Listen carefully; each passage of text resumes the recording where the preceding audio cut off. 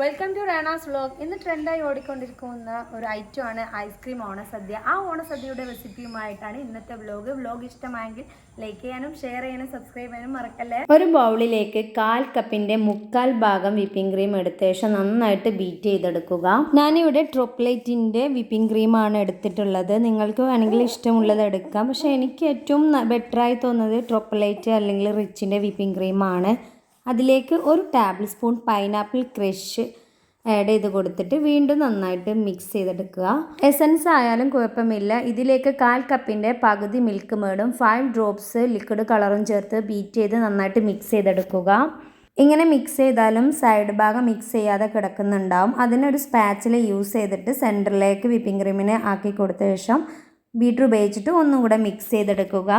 ഇത് കറക്റ്റ് ഒരു ഐസ്ക്രീം ടെക്സ്ചറിലായി കഴിഞ്ഞു. ഇതിനെ ഒരു എയർ ടൈറ്റ് ബൗളിലേക്ക് മാറ്റി ഫ്രീസറിൽ സെറ്റ് ചെയ്യാം. അടുത്തത് സ്ട്രോബെറി ഐസ്ക്രീമാണ്. നേരത്തെ കാണിച്ച അതേ സെയിം മെഷർമെൻ്റ് ആണ്, പക്ഷേ കളേഴ്സും ക്രഷുകളും മാത്രമാണ് ഇവിടെ മാറുന്നത്. 1/4 കപ്പിൻ്റെ 1/4 ഭാഗം അടിച്ചു കഴിഞ്ഞ് വിപ്പിംഗ് ക്രീമിലേക്ക് 1 tablespoon strawberry crush add ചെയ്ത് കൊടുത്ത് നന്നായിട്ട് മിക്സ് ചെയ്തെടുക്കുക. ഇതിലേക്ക് 1/4 കപ്പിൻ്റെ 1/2 ഭാഗം മിൽക്ക് മേഡും റോസ് ലിക്വിഡ് കളറും കൂടെ ചേർത്ത് വീണ്ടും മിക്സ് ചെയ്തെടുക്കുക.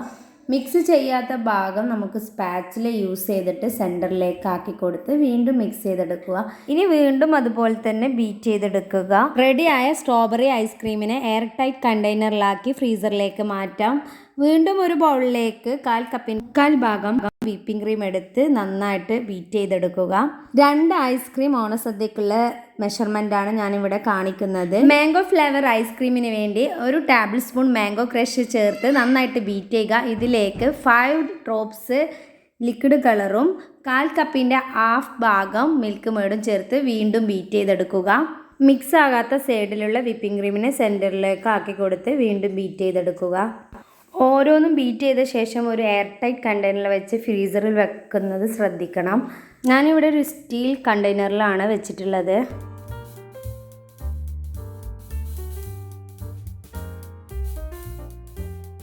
ഇനി ബ്ലൂബെറി ഐസ്ക്രീമാണ് ഉണ്ടാക്കുന്നത്. അതിന് വേണ്ടിയിട്ട് എൻ്റെ കയ്യിൽ ബ്ലൂബെറി ക്രഷോ എസൻസോ ഒന്നും തന്നെ ഇല്ലായിരുന്നു. അപ്പോൾ ഞാൻ വയലറ്റ് ലിക്വിഡ് കളർ മാത്രമാണ് ആഡ് ചെയ്തിട്ടുള്ളത്.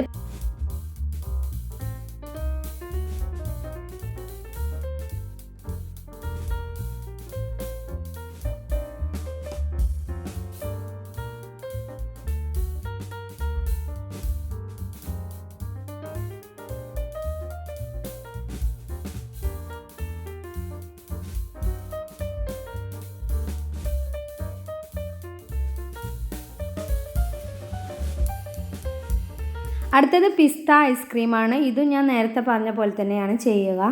അതിലും എൻ്റെ കയ്യിൽ ക്രഷോ എസൻസോ ഇല്ലാത്തതുകൊണ്ട് ഞാൻ ചേർത്തിട്ടില്ല. ഗ്രീൻ കളർ മാത്രമേ ആഡ് ചെയ്തിട്ടുള്ളൂ.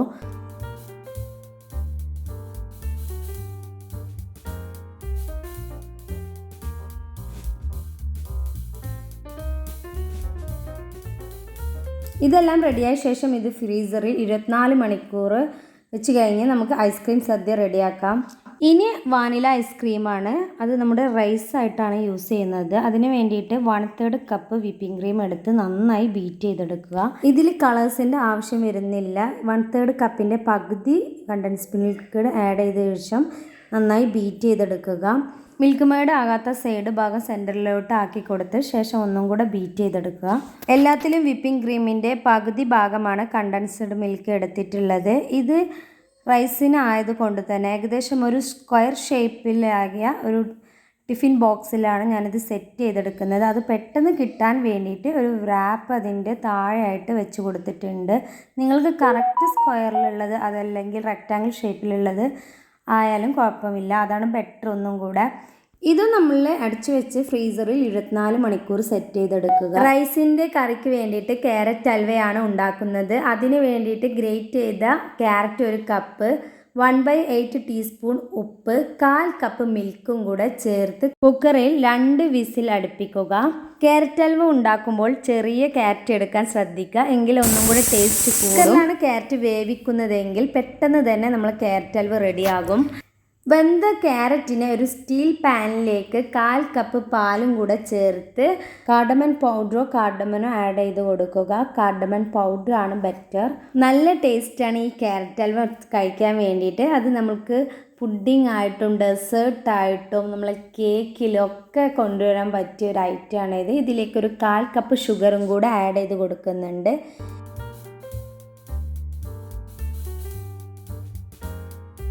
മെൽറ്റായി തുടങ്ങുമ്പോൾ അതിൽ വെള്ളം വരും. ഈ വെള്ളം വറ്റി തുടങ്ങുമ്പോഴാണ് ഇനി നെക്സ്റ്റ് പ്രോസസ്സ്.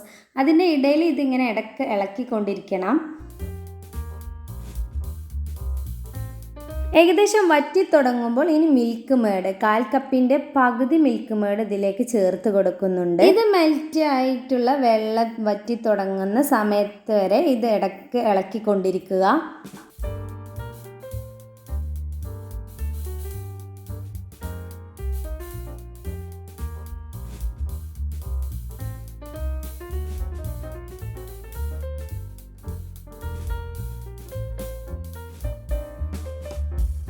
ഏകദേശം ഇതിലെ വെള്ളമൊക്കെ വറ്റി തുടങ്ങി. ഇനി 2 ടേബിൾ സ്പൂൺ നെയ്യ് ചേർത്ത് കൊടുക്കുന്നുണ്ട്. ഇതിലേക്ക് അണ്ടിപ്പരിപ്പ് മുന്തിരി ഒന്നും ഞാൻ ഇപ്പോൾ ചേർക്കുന്നില്ല. കാരണം അത് ഐസ്ക്രീം കേക്കിലേക്ക് ആയതുകൊണ്ട് തന്നെ മുകളിൽ ഒരു ഡെക്കറേഷനും കാണാൻ ഭംഗിക്കും വേണ്ടിയിട്ട് മുകളിൽ ജസ്റ്റ് ഇട്ട് കൊടുക്കാമെന്ന് വിചാരിച്ചിട്ടാണ്. നിങ്ങൾ ശരിക്കുള്ള ക്യാരറ്റ് ഹൽവ ആയിട്ട് നമ്മൾ പുഡിംഗ് ആയിട്ടാണ് ക്യാരറ്റ് ഹൽവ ഉണ്ടാക്കുന്നതെങ്കിൽ ഓൾറെഡി നെയ്യിൽ വറുത്ത ശേഷം ഈ നെയ്യ് ഇതിലേക്ക് ഒഴിച്ചു കൊടുത്താൽ മതി. അണ്ടിപ്പരിപ്പും മുന്തിരിയും ലാസ്റ്റായിട്ട് നമ്മൾ ചേർത്ത് കൊടുത്താൽ മതി. ഇതോടുകൂടി ക്യാരറ്റ് ഹൽവ റെഡിയായി.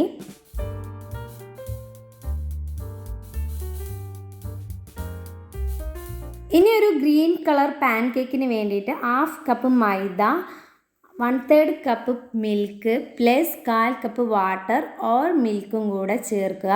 എന്നിട്ട് നന്നായിട്ട് മിക്സ് ചെയ്തെടുക്കുക. 1/4 കപ്പ് വാട്ടർ ആഡ് ചെയ്യുന്ന സമയത്ത് എൻ്റെ ക്യാമറ ഓഫായി കഴിഞ്ഞു. ഇനി കാർഡമൻ പൗഡറും കൂടെ ഒരു ഫ്ലേവറിന് ചേർക്കാവുന്നതാണ്. ബാറ്റർ ഇവിടെ റെഡി ആയി കഴിഞ്ഞു. ഇതിലേക്ക് ഗ്രീൻ കളർ ആവശ്യത്തിന്, ലിക്വിഡ് കളറാണ് ഞാൻ യൂസ് ചെയ്തിട്ടുള്ളത്. നിങ്ങൾ ജെൽ കളറാണ് യൂസ് ചെയ്യുന്നുണ്ടെങ്കിൽ ഇത്ര വേണ്ട.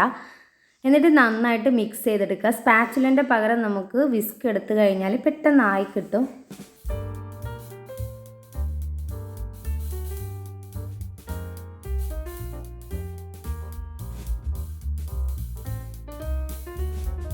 റെഡിയായ പാൻ കേക്ക് ബാറ്റർ ഒരു പാൻ ചൂടാക്കി അതിലേക്ക് ബട്ടർ ഇട്ട് കൊടുത്ത് എല്ലായിടത്തും സ്പ്രെഡ് ചെയ്ത് കൊടുത്ത് ചെറിയ ദോശ പരത്തുക. ഇതുപോലെ എല്ലാ ഐസ്ക്രീം ഓണസദ്യകളിലും ഈ ഒരു ഐറ്റം ഞാൻ കണ്ടിട്ടുണ്ട്. ഇത് വെന്ത ശേഷം നമുക്ക് ഇതിനൊരു പ്ലേറ്റിലേക്ക് മാറ്റി കൊടുക്കാം. ഇനി ഐസ്ക്രീം ഓണസദ്യയെ ഒരു വാഴയിലയിൽ സെറ്റ് ചെയ്ത് എടുക്കുകയാണ്. അതിന് വേണ്ടിയിട്ട് ഒരു വാഴയിലയുടെ പകുതി ഭാഗം, അറ്റഭാഗം ആയാലും കുഴപ്പമില്ല, ആദ്യം തന്നെ സ്കൂപ്പർ ഉപയോഗിച്ചിട്ട് ഒരു സ്ട്രോബെറി ഐസ്ക്രീം ചെയ്തിട്ടുണ്ട്.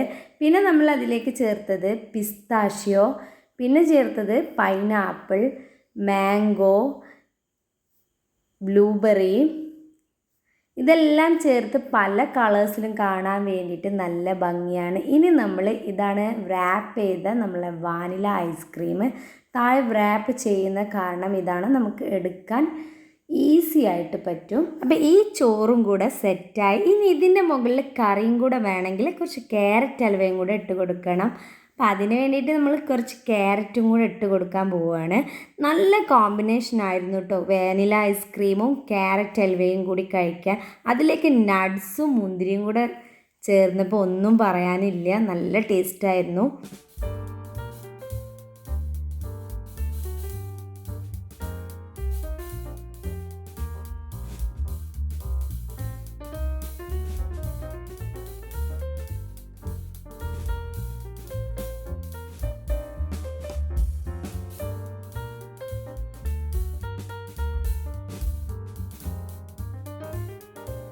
ഇനി ശർക്കരപ്പേര് കടിച്ച് ഐസ്ക്രീം കഴിക്കാൻ നല്ല ടേസ്റ്റ് ആവുമെന്ന് വിചാരിച്ച് അതും കൂടെ കുറച്ച് വെച്ച് കൊടുത്തു. ശേഷം സേമിയ പായസം, ഇഷ്ടമുള്ള പായസമാകാം. ഏകദേശം സെറ്റായി തുടങ്ങി. ഇനി പാൻ കേക്ക് തിരിച്ചിട്ട് കൊടുത്ത് അതിന് ട്രയാങ്കിൾ ഷേപ്പിലെ ബാക്കിയുള്ള ഐസ്ക്രീമും കൂടെ വെച്ച് കൊടുത്ത് ട്രയാങ്കിളിൽ തന്നെ മടക്കിയെടുക്കുക. ഓണം കഴിഞ്ഞാലും ഈ ഒരു സദ്യ എപ്പോഴും ഉണ്ടാക്കാൻ പറ്റിയ ഒരു റെസിപ്പിയാണ്. കാരണം നല്ല ടേസ്റ്റാണ് എല്ലാവിധ ഫ്ലേവേഴ്സും ചേർന്ന് കഴിയുമ്പോൾ. എസ്പെഷ്യലി ക്യാരറ്റ് ഹൽവ, അതും വാനില ഐസ്ക്രീമും കൂട്ടി കഴിക്കാൻ നല്ല ടേസ്റ്റ് ഉണ്ടായിരുന്നു. അതിൻ്റെ ഇടയിൽ അണ്ടിപ്പരിപ്പ് മുന്തിരിയും കടിക്കണ കാര്യം പിന്നെ തീരെ പറയണ്ട. അതിൻ്റെ മുകളിൽ പായസം കൂടെ ഒഴിച്ച് കൊടുത്തപ്പോൾ എനിക്കൊന്നും പറയാനില്ല. ഇനി പാൻ കേക്കിൻ്റെ മുകളിൽ കുറച്ച് സ്ട്രോബെറി ക്രഷ് വെച്ച് കൊടുത്തു. അടിപൊളി കോമ്പിനേഷനാണ്. കൂട്ടത്തിൽ നമുക്ക് പല ഫ്ലേവേഴ്സിലുള്ള ഐസ്ക്രീം ഇങ്ങനെ ഇടയിൽ കഴിക്കാനും.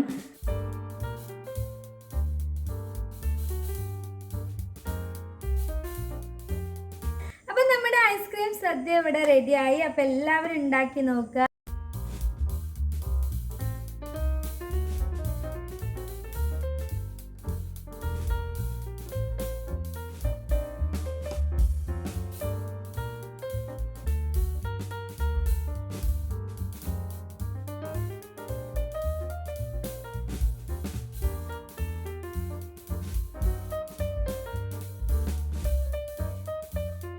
ഇനിയും ഒരുപാട് വെറൈറ്റി വീഡിയോയുമായി റെനാസ് വ്ലോഗ് വരുന്നതാണ്. അപ്പോൾ എല്ലാവർക്കും ബൈ.